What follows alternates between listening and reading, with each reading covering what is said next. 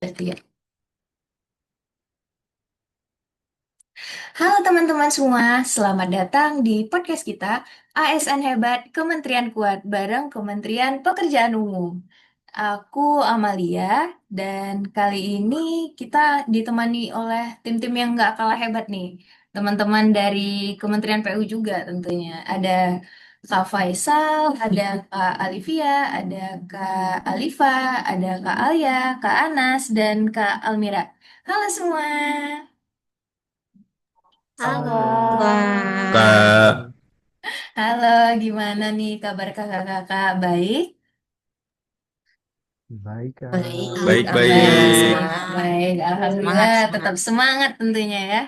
Nah, tentu hari ini kita mau ngobrol santai nih, tapi tetap serius ya tentang karena kita mau ngobrolin satu hal penting. Gimana caranya kita sebagai ASN bikin Kementerian PU ini semakin baik dan lebih kuat gitu. Kita mulai dari yang deket-deket dulu aja, dari realita yang di samping-samping kita nih. Gimana menurut kakak-kakak, berdasarkan pengalaman kan udah sebulan nih jadi PNS, atau mungkin ada yang sebelumnya udah di PU gitu, udah berkarir. Em, Gimana menurut kakak-kakak suasana kerja di Kementerian Pekerjaan Umum sekarang gitu? Mungkin ada yang mau berbagi, sharing? Mungkin aku ya. Menurut aku sih udah oke ya. Tapi ya sebagai calon PNS yang masih belajar kan, aku ngerasain banget tantangannya. Kayak kadang kita masih bingung adaptasi sama alur kerja di unit PU. Apalagi kalau misalnya harus koordinasi lintas bagian nih. Misalnya, bagian perencanaan dan pelaksanaan lapangan tuh kadang punya cara kerja yang berbeda. Jadi kita tuh kayak butuh waktu buat bener-bener nyambungin nih sama PNS ini sama PNS ini gitu. Iya benar yang dibilang Kak Alia tadi, untuk saat ini mungkin kita sebagai PNS baru atau CPNS tuh kesibukannya juga lagi beda-beda ya. Ada yang lagi pelatihan, kemudian ada juga yang udah mulai dapat tugas nih dari balainya masing-masing. Mungkin untuk kondisi yang aku alami saat ini di kantor, di balai tuh suasananya kurang lebih kayak gitu sih Kak. Ya, aku setuju. Aku lihat sih sebenarnya teman-teman CPNS itu punya niat baik juga. Sekarang dari sistem yang lama mungkin belum terlalu mendukung buat kolaborasi antara CPNS sama PNS. Nah, makanya nih ya, menurut Kak, menurut aku tuh selain kerja keras, kita tuh juga perlu kerja bareng. Kenapa? Karena nggak cuma koordinasi pas kerja nih, tapi juga komunikasi informal tuh malah bisa nemuin solusi loh. Betul, Kak Alifa. Setuju banget sih. Aku pernah tuh masalah data misalnya yang nggak sinkron. Beresnya cuma gara-gara ngobrol sebentar di tempat makan. Jadi jangan remehin sih komunikasi-komunikasi ringan ini. Oke, oke. Berarti dari pengalaman kakak-kakak ini sama ya intinya. Jadi selain sistem itu em, hubungan antar personil gitu ya tadi, kolaborasi antar personil itu juga penting ya ternyata. Nah, selain hubungan antar personil, kita throwback dikit ke em, mungkin throwback ke karena kita masih CPNS kemarin waktu penerimaan CPNS ada tentang integritas. Nah, kita mau masuk ke dasar-dasarnya Kementerian PU. Ada dua nilai. Yang pertama profesionalisme, yang kedua integritas yang sering ditekankan. Ini kan jadi pondasinya ASN ya, bukan cuman Kementerian PU. Jadi menurut kakak-kakak gimana sih pandangan kakak-kakak terkait dua nilai ini, profesionalisme dan integritas? Kalau menurut aku ya, aku bahas tentang yang profesionalisme dulu deh. profesionalisme sendiri itu tuh sebenarnya soal konsistensi. Contohnya kayak disiplin hadir kerja, kayak datang kerja itu on time, terus disiplin kerja kayak ngerjain tugas-tugas itu tuh, ngerjain tugas-tugas atau kerjaan itu tuh jangan lewat dari deadline gitu. Terus sama jangan main-main sama amanah yang dikasih sama atasan atau proyek-proyek yang kita kerjain itu dikerjain dengan sungguh-sungguh seperti itu. Iya bener Kak Olivia. Dan kadang juga orang mikir soal profesionalisme itu masalah kerjaan teknis doang ya. Padahal sikap kita di kantor tuh juga bagian dari itu. Misalnya gimana kita menghargai waktu, kayak yang dijelasin tadi sama Kak Olivia. Kemudian cara kita komunikasi nih sama rekan kerja atau bahkan hal-hal sederhana kayak nepati janji. Itu semua tuh mencerminkan profesionalisme. Kadang orang jago banget nih secara teknis, tapi kalau nggak bisa kerja sama tim, sering telat atau suka nyalain orang, pas ada masalah tuh jadi catatan juga menurut aku. Soalnya profesionalisme itu nggak cuma soal skill ya, tapi juga soal attitude dan integritas. Dan yang biasanya bikin orang percaya atau enggak dalam jangka panjang tuh masalah profesionalisme itu tadi. Setuju banget sih sama Faisal. Aku juga ngerasa sih hal kecil-kecil kayak gitu justru sering kelihatan banget ya di kantor. Apalagi buat kita yang masih CPNS, belajar attitude itu sama pentingnya kayak belajar teknis kerja. Soalnya kemampuan teknis bisa dilatih ya, tapi kalau cara kita bersikap udah kebiasaan jelek, susah banget diubah. Menurutku profesionalisme itu yang lengkap itu ya kombinasi skill sama sikap sih.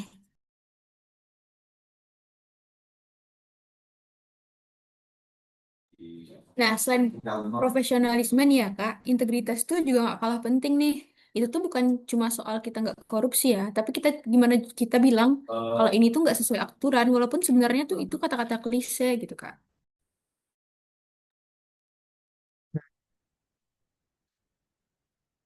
Ada kebiasaan lama yang sebenarnya kurang efektif, tapi udah menjadi kebiasaan. Begitu aku usul cara baru, awalnya masih agak canggung untuk diimplementasi. Tapi pas dicoba, ternyata hasilnya cukup memuaskan. Jadi integritas juga itu soal nggak cuma soal yang udah apa sih kita jaga diri, tapi soal berani beda, tapi dengan catatan kita bawa ke arah yang positif. Bener tuh yang bilang Bang Anas ya. Jadi jangan lupa integritas tuh nular. Jadi dimulai dari kita dulu, nanti teman-teman bakal ngikut kok, ngikutin kita juga bakal konsisten. Nanti yang lainnya juga ngerasa malu tuh kalau ikutan nggak disiplin. Nah, itu dia. Jadi, karena kita di Kementerian Umum ya yang membangun, coba kita umpamakan integritas integritas dan profesionalisme itu kalau di rumah itu kayak em, fondasinya kali ya yang menjadi dasarnya. Jadi kalau fondasinya udah kuat, kementeriannya juga bakal ikut kokoh gitu. Jadi perlu ditekankan profesionalisme dan integritas sebagai dasarnya.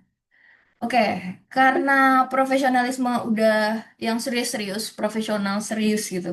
Sekarang kita masuk yang tidak seriusnya ini. Bukan tidak serius, yang seru. Ini ada inovasi dan digitalisasi. Nah, pertanyaannya, kalau kakak-kakak sekalian nih dikasih kesempatan, apa inovasi yang ingin kakak-kakak terapkan di Kementerian PU? Ini bebas aja kita beri ruang berkreasi dan mengemukakan pendapat sebebas-bebasnya gitu.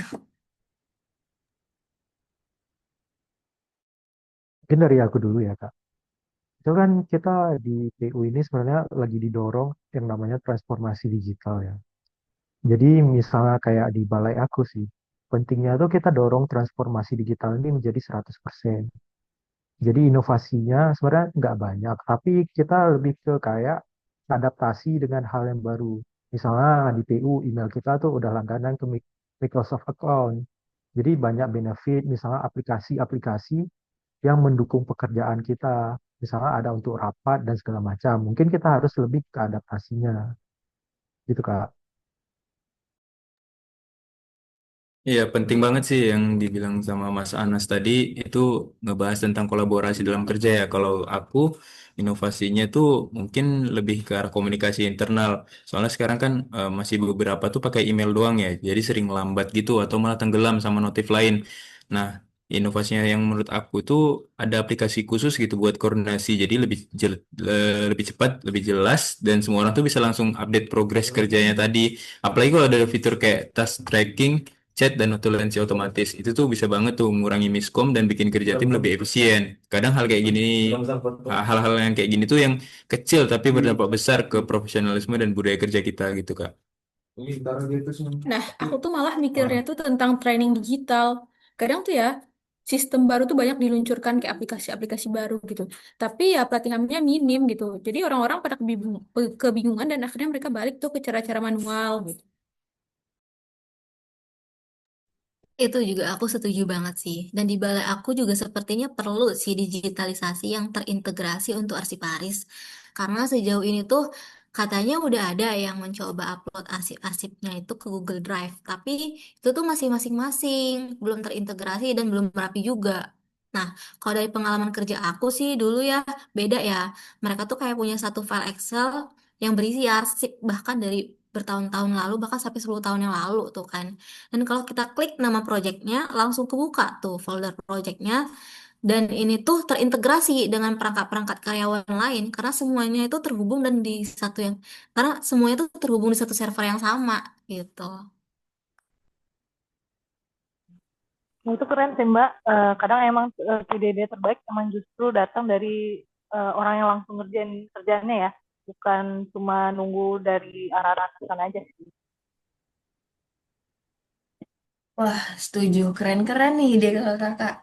Jadi intinya kalau inovasi ini mau jalan, kita harus pertama harus ada ruang amannya dulu ya buat ide-ide ini berkembang.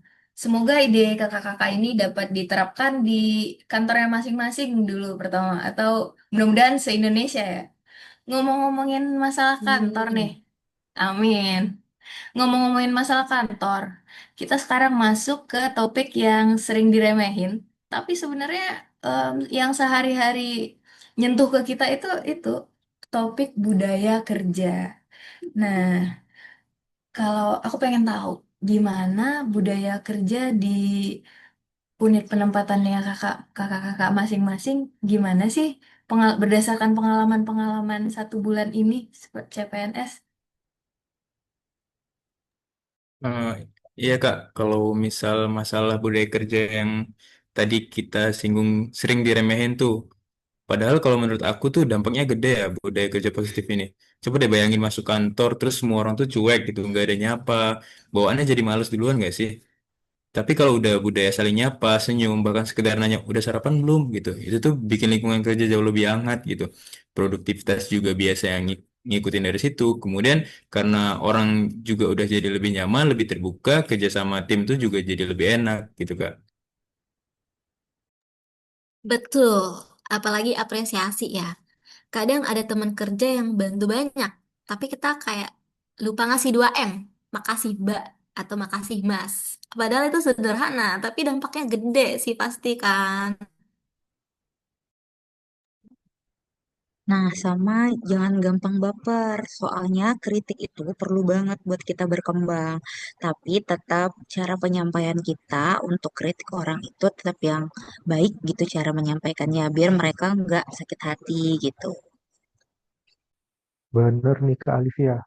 Kalau dari aku sendiri itu pengen banget untuk komunikasi kita saling terbuka misalnya. Kalau ada masalah tuh ya ngomong aja langsung, nggak usah itu ya bisik-bisik di belakang. Apalagi kalau misalnya dalam sebuah rapat kita ada berbeda pendapat, ya kita selesaiin aja dalam rapat itu. Jangan dibawa-bawa sampai keluar ataupun jadi dendam untuk berkelanjutannya. Kalau di saya sih malah kepikiran bikin kegiatan non formal bareng-bareng sama teman-teman di kantor ya. Jadi kayak misalkan kalau di sekarang olahraga yang lagi hit itu lari ya. Jadi nanti bareng teman-teman bisa update Strava-nya bareng-bareng. Jadi nggak cuma ketemu pas kerja doang, tapi bisa ketemunya nanti di kelas hobi atau gimana. Nah, bener nih, aku setuju banget sama Kak Almira. Kalau chemistry-nya bagus, kerja pun jadi lebih ringan. Oh, jadi lebih ringan, hebat. Nah, ini nih yang aku suka. Kadang solusi buat kerjaan tuh datangnya bisa dari rasa nyaman ya di lingkungan kerjanya. Jadi kalau kita nyaman, walaupun kerjaannya banyak nggak berasa gitu ya kita. Walaupun diajak nguli, setidaknya nguli nguli bareng-bareng gitu. Nah, mengingat kita udah ngomong panjang lebar nih. Kita udah ngobrolin tentang hal-hal yang pertama kalau bisa dirangkum ya. Pertama tadi tentang kolaborasi lintas bagian antara misalnya perencana dan pengawasnya atau antar divisi, antar seksinya itu harus diperkuat kolaborasinya gitu. Yang kedua, tentang menjaga fondasi dari Kementerian PU sendiri, yaitu profesionalisme dan integritas.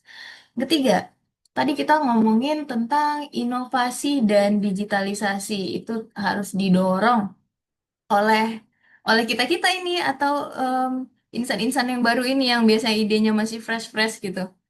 Yang keempat, ciptakan budaya kerja yang positif agar nyaman, kita sama-sama nyaman aja.